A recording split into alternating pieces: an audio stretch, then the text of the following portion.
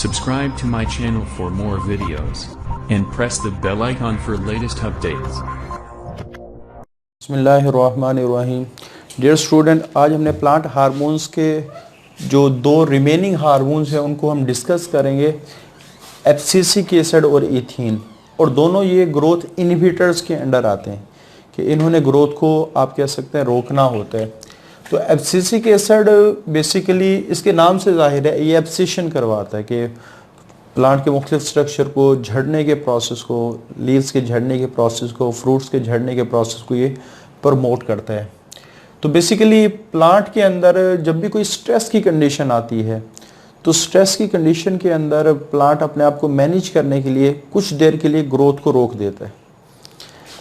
ये तो बिल्कुल इसी तरह है कि जैसे फॉर एग्जांपल किसी को अगर अपनी जान के लाले पड़ रहे हों और उसको कहा जाए कि आपने ज़िंदगी को एंजॉय करना, ये पॉसिबल नहीं है। तो बिल्कुल इसी तरह प्लांट भी अपनी ग्रोथ को रोक देता है। अब सिर्फ अपनी जान को बचाने की कोशिश करते हैं जब उसको स्ट्रेस की कंडीशन आती है। तो उस वक्त ज़्यादातर प्लांट की बॉडी के अंदर एब्सिसिक एसिड रिलीज होता है। तो inhibit stem and root growth, ये स्टेम की ग्रोथ को रोकेगा, रूट की ग्रोथ को रोकेगा। नोटेबली ड्यूरिंग फिजियोलॉजिकल स्ट्रेस, ऐसे स्ट्रेस जो उसकी फंक्शनिंग को इफ़ेक्ट करे, जैसे बाज़ दफ़ा ड्राउट आ जाते हैं, खुश्क साली, पानी कम हो जाता है, वाटर लॉगिंग या पानी ज़्यादा हो जाता है। तो दोनों स्ट्रेस की कंडीशन होती हैं जो प्लांट की फंक्शनिंग को इफ़ेक्ट करती है। तो इस कंडीशन में प्लांट की पहली कोशिश होती है कि वो अपनी जान बचाए। तो जान बचाने के लिए वो कुछ देर के लिए अपनी ग्रोथ को, चाहे वो स्टेम की ग्रोथ हो चाहे वो रूट की ग्रोथ हो, उसको रोक देता है। उसके बाद promote seed and bud dormancy. अब जब प्लांट को पता है कि प्लांट का ये जो बड है, बड से मुख्तलिफ किस्म के स्ट्रक्चर निकलने होते हैं, ब्रांचेज निकलनी होती है, लीव्स निकलने होते हैं। तो अगर अनफेवरेबल कंडीशन में सपोज सीड से ग्रोथ शुरू हो जाए तो हो सकता है वो प्लांट मर जाए, हो सकता है प्लांट को नुकसान पहुंचे। तो इस वजह से प्लांट क्या करते हैं कि दोनों चीज़ें, जिनसे प्लांट के स्ट्रक्चर, बड प्लांट के स्ट्रक्चर निकलने होते हैं और सीड जिसे प्लांट निकलना होता है, तो उसको डॉर्मेंट कर देते हैं कि जब तक अनफेवरेबल कंडीशन नहीं गुजरती सीड अपनी ग्रोथ को स्टार्ट ही नहीं करता। और ये एब्सिसिक एसिड इसमें ग्रोथ को रोकने में, इस एब्सिसिक एसिड का सबसे ज़्यादा रोल होता है। तो promote seed and bud dormancy. उसके बाद इस वाले टॉपिक की हमने लास्ट लेक्चर में भी डिस्कस किया था, जब जिब्रेलिन का टॉपिक डिस्कस हुआ था, कि ये टॉपिक फोटोपीरियोडिज्म से रिलेटेड है। तो चैप्टर नंबर 18 के अंदर रिप्रोडक्शन का जो चैप्टर है उसमें फोटोपीरियोडिज्म का पूरा टॉपिक मौजूद है। जब वो समझ में आएगा तो ये पॉइंट ऑटोमेटिकली समझ में आ रहे। अभी सिर्फ आपने यहाँ सिर्फ रट्टा लगा लेना है कि जो एब्सिसिक एसिड है ये प्रमोट करता है flowering in short day plant and inhibit in long day plant, यानी ये एंटागोनिस्टिक टू जिब्रेलिन काम करता है। जिब्रेलिन बिल्कुल इसके उल्ट काम करते हैं, वो शॉर्ट डे प्लांट के अंदर इनहिबिट करेगा और लॉन्ग डे प्लांट के अंदर प्रमोट करेगा। उसके बाद लीफ सेनेसेंस, पत्तों के ख़राब होने के प्रोसेस को ये प्रमोट करता है। उसकी वजह ये है कि प्लांट के पास जितने कम स्ट्रक्चर होंगे प्लांट को मैनेज करना आसान होगा। इस वजह से प्लांट एब्सिशन भी कर देते हैं। एब्सिशन से क्या मुराद है, प्लांट के अक्सर स्ट्रक्चर झड़ना भी शुरू हो जाते हैं कि थोड़े हों स्ट्रक्चर प्लांट के पास, उनको मैनेज करना, उनको ग्रो कर, उनको आप मेंटेन करना थोड़ा सा आसान होता है जब परेशानी और अनफेवरेबल कंडीशन हो। इसी तरह आप कह सकते हैं जैसे बहुत ही ज़्यादा ड्राई कंडीशन आती है तो प्लांट से ट्रांसपायरेशन के ज़रिए से पानी उड़ना शुरू हो जाता है। तो फिर एब्सिसिक एसिड क्या करता है, स्टोमेटा को क्लोज कर देता है ताकि प्लांट को विल्टिंग, मुरझाने से बचाया जा सके। Promote stomatal closing during period of water stress. तो इसका नाम जो है यही इसकी कमर्शियल एप्लीकेशन है, एब्सिशन करवाएगा। तो एब्सिशन का मतलब है कि प्लांट के डिफरेंट स्ट्रक्चर को ये गिराने का काम करेगा। तो इसी को हम कमर्शियल एप्लीकेशन के तौर पे, इसी आप कह सकते हैं इंपॉर्टेंट कैरेक्टर को हम कमर्शियली अप्लाई कर सकते हैं। जैसे फॉर एग्जांपल बाज़ दफ़ा प्लांट के स्ट्रक्चर को गिराना आप कह सकते हैं हमारी प्रायोरिटी बन जाती है। कैसे, जैसे फॉर एग्जांपल एक सीज़न एंड हुआ और जितने भी पौधे हैं उनके ऊपर फ्रूट्स लगे हुए, अब फ्रूट्स वो ऑलमोस्ट तैयार हो चुके हैं। अब उन फ्रूट्स को हमने तोड़ना है। एक तो तरीका ये है कि हम बहुत सारी लेबर इकट्ठी करें, ख़ास तौर पे ये उन आप कह सकते हैं बागात की बात हो रही होती जहाँ लाखों पौधे होते, तो वहाँ इतने सारे पौधों से फ्रूट को तोड़ने के लिए लेबर भी ज़्यादा चाहिए, टाइम भी ज़्यादा चाहिए।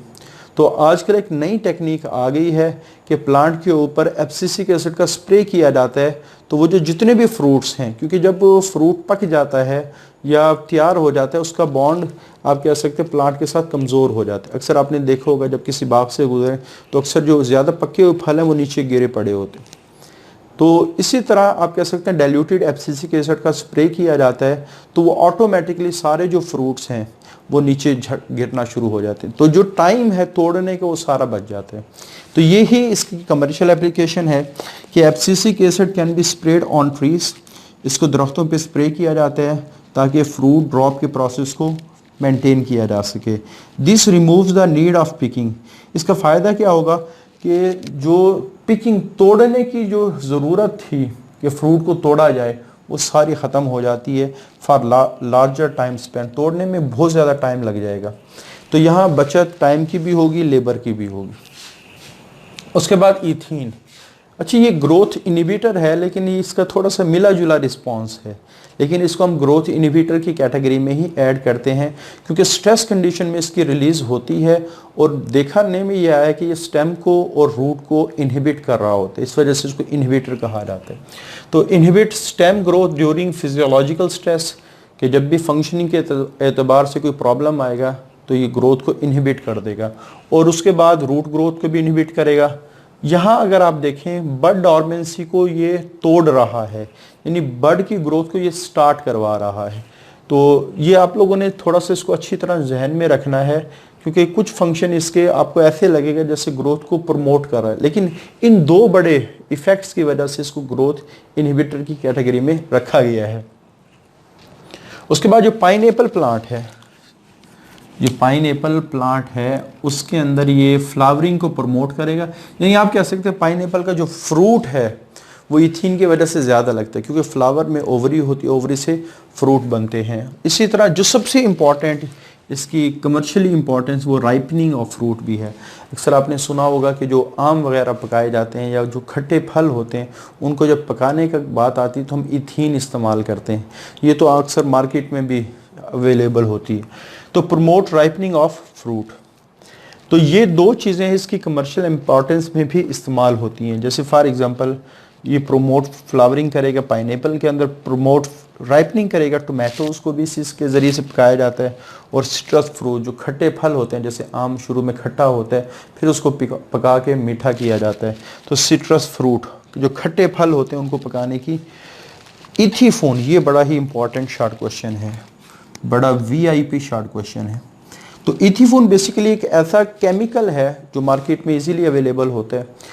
जब इसको स्प्रे किया जाता है प्लांट के ऊपर तो प्लांट के मेटाबॉलिज्म के ज़रिए से फ़ौरन ही इथीन में कन्वर्ट हो जाता है, यानी आप कह सकते हैं इसके स्प्रे की वजह से प्लांट के अंदर इथीन की जो प्रोडक्शन है वो फ़ौरन बढ़ जाती है।